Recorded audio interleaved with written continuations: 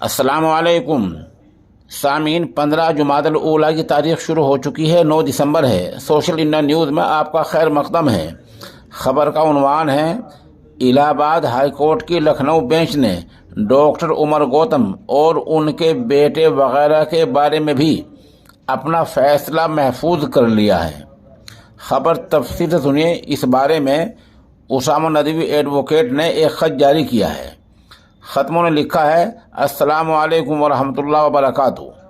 آج الہ آباد ہائی کورٹ کی لکھنؤ بینچ میں ڈاکٹر عمر گوتم صاحب، ان کے بیٹے عبداللہ عمر، صلاح الدین گجرات و راہل بھولا اور سلیم ڈرائیور کی ضمانت پر بحث ہوئی ہے، جس میں ڈویژن بینچ نے فیصلہ محفوظ کر لیا ہے۔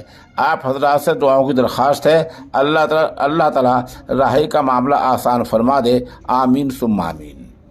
بتا دیں، جب جج صاحبان کوئی بینچ اس طرح بحث کرتی ہے اور معاملہ مکمل کر لیتی ہے تو اس کا جو فیصلہ ہوتا ہے وہ کسی بھی دن سامنے آ سکتا ہے۔